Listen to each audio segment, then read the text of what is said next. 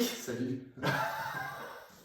Bon, ben, on a décidé de se faire une petite session avec Loïc.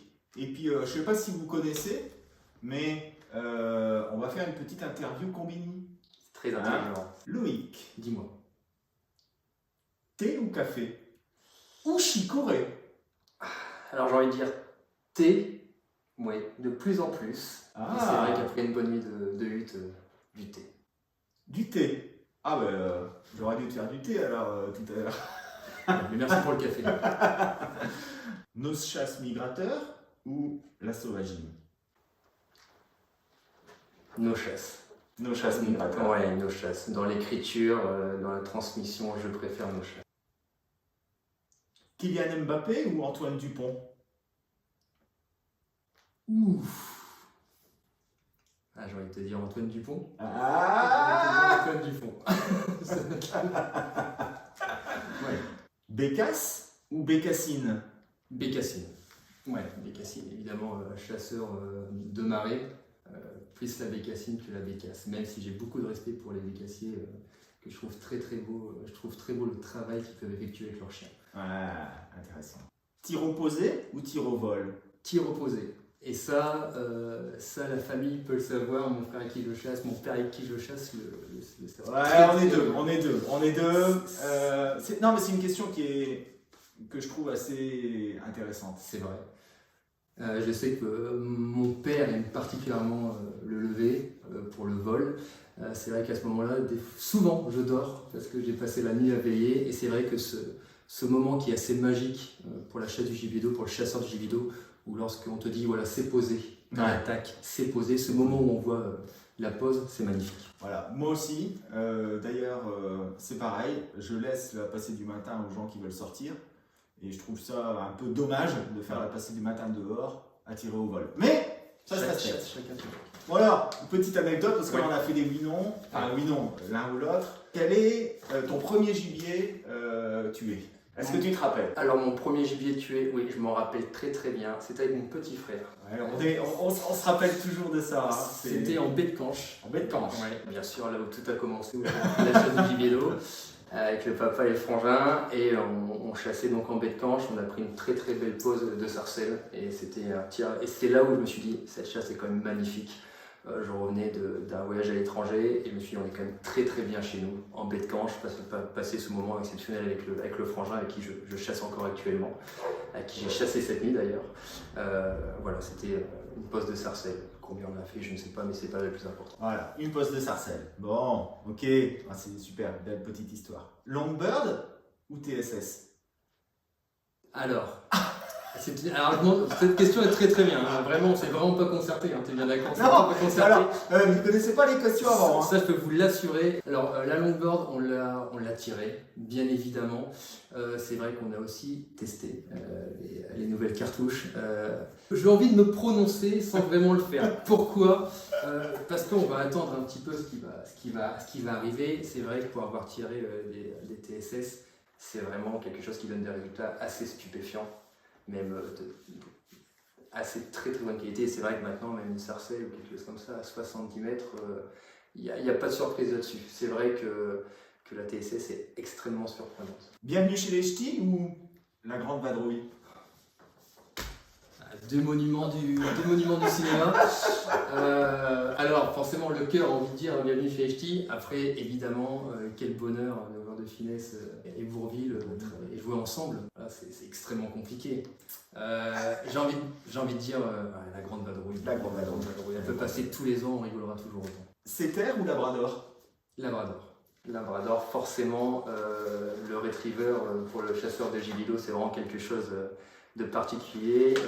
J'aime beaucoup, c'est des bonnes pattes. Les setters aussi, bien sûr, tous les chiens, et notamment les chiens de chasse, voilà, ils sont adorés, adulés par les chasseurs. On en prend tellement soin de nos petites bêtes, mais j'ai une particularité pour le Labrador. Ouais. Colvert ou Sauvagine? Sauvagine, ouais, bien sûr. C'est quelque chose qui nous anime vraiment toute l'année. Je pense que la sauvagine, et justement avoir différentes poses de différentes sauvagines, Je pense que c'est quelque chose qui est merveilleux, quoi. À l'attelage. Ah, l'attelage, pardon, excuse-moi. C'est intéressant, ouais. Sauvagine quand même. Ouais, sauvagine quand même. Les différents chants, même s'il y a différents chants dans tout ce qui est Colbert, on le sait très bien, mais c'est vrai que lorsque l'harmonie du chant se met en route là, dans un jeu d'athlé, c'est toujours magnifique. Laine ou coton? Coton, évidemment. Coton bio. Ouais, coton bio. Coton bio, oui, coton bio, par ce qu'il peut apporter, que ce soit au niveau de l'environnement, au niveau de la façon d'être travaillé, etc. Oui, même si la laine est quelque chose aussi d'assez stupéfiant dans la façon de tisser, c'est vrai que le coton bio maintenant est extrêmement important, peut apporter des apports en chaleur que peut-être la laine n'apportera pas comme ça. Si. Ah bon, moi je travaille dans la laine, hein, donc c'est bon, tiens. C'est ton avis. Alors, une petite anecdote marrante à la chasse. Une petite anecdote marrante. Ouais. Bon, on va encore parler de la baie de Canche. Encore, toujours la baie de Canche. Ah, la baie. On n'oublie pas d'où on vient, mais la baie, ouais, vraiment. Une de mes premières nuits aussi, en plein jour, 8h du matin, tous les huttiers étaient dehors, j'étais en train de nettoyer la hutte. Ah bah oui. Bah ouais, évidemment. J'entends une attaque des sauvages, je me retourne, il devait y avoir 17 sarcelles à peu près à la pause, 30 mètres dans le plein jour. C'était mon premier fusil, un Baikal MP 153. Ah oui, l'automatique. Automatique, avec la lunette de tir. Je tire. Semi-automatique. Semi-automatique, bien sûr. Je tire, 0. Je pense que j'étais réglé 20 mètres bien trop court. Voilà. Tout était renvolé et tous les copains qui étaient du quartier m'ont applaudi en sortant. Voilà. C'est ces souvenirs-là aussi qui sont très très importants. C'est vrai. Mozart ou Metallica? Metallica. Mais pas de Metallica sans une musique classique. La base de tout, c'est la musique classique. Mais aujourd'hui, oui, moi je suis très typé Led Zeppelin, Pink Floyd, Metallica, etc. Mais c'est une excellente question. Et toi? Moi c'est plutôt les deux. C'est plutôt les deux. J'aime beaucoup toutes les musiques en fait. Ouais. Toutes les musiques. Zikos quoi. Un truc peut-être la soul, peut-être musique, ça me plaît un peu moins. Mais sinon, j'aime tout. Le jazz, tout. Ça dépend des sentiments de la journée. Après, ça dépend aussi de ce qu'on veut faire avec la musique. C'est vrai. Si la musique, elle doit nous accompagner quand on est en train de faire un truc compliqué avec de la réflexion, bah, c'est plus classique. Bien sûr, tu vois. un peu plus calme. Et puis, si on est en train de travailler, plus un peu du rock. Quelque chose qui entraîne. Voilà, ça dépend. Stimule. Tout dépend. Alors, attention. J'ai toujours peur. Goudal ou au Médoc? Ah, Goudal. Goudal. Goudal, bien sûr. Pour nous, la bière, c'est quand même quelque chose. Oui, non, Goudal, sans hésiter. Bon, alors une question difficile. Aïe. Marais ou baie? T'as pas le droit de me faire ça. Il me connaît un petit peu, c'est pour ça. J'ai envie de vous dire B quand même. Ouais. B quand même. C'est magique. C'est quelque chose qui est vraiment indescriptible. C'est pour moi l'essence même de la chasse du gibier d'eau. Même si évidemment maintenant je chasse également dans les marais intérieurs. Mais c'est vrai que l'atmosphère, l'ambiance, tout ce qu'on peut retrouver en baie, c'est totalement différent du marais. C'est vrai que la baie, ça reste quelque chose d'assez incroyable. Ou à Rieuse ou à Cendré? Rieuse, pour le son, le son du chant. Et après, même à l'attelé, je pense que c'est quelque chose qui est un peu plus entraînant. La cendrée, on peut chasser, je pense, le canard en mettant un petit peu de rieuse avec une voix très très douce ou quelque chose de très très court. La cendrée a peut-être tendance à plus attaquer, mais ça dépend des passages. La rieuse, c'est bon pour les siffleurs. Voilà, c'est pour bientôt. Chamois ou chevreuil? Alors, je ne suis pas du tout un grand chasseur de grand gibier. Je suis vraiment passionné par la chasse du gibier d'eau. J'ai même, pour vous dire, jamais tiré de grand gibier. D'accord. Voilà. Donc c'est... Alors j'ai pas mon mot à dire. Le chamois, ça serait magnifique d'en voir parce que j'adore la montagne et tout ce qu'elle peut procurer. Le chevreuil, voilà. Mais je laisse ça aux connaisseurs. Encore deux questions. Ta plus belle action de chasse? Ma plus belle action de chasse. Alors, la plus belle action de chasse, je pense que c'est les tirs à l'accord qu'on peut faire, que j'ai fait encore début de saison avec mon père et mon frère. on n'avait jamais tiré à l'accord tous les trois ensemble. Et je pense que c'est cette osmose à l'instant T qui donne quelque chose de vraiment... Ouais. Et quand on s'est dit, ok, ça n'a fait qu'un. Ouais, c'est ça. Et là, c'était vraiment parce qu'il y a cette émotion, il y a cette transmission, 3 générations différentes, etc.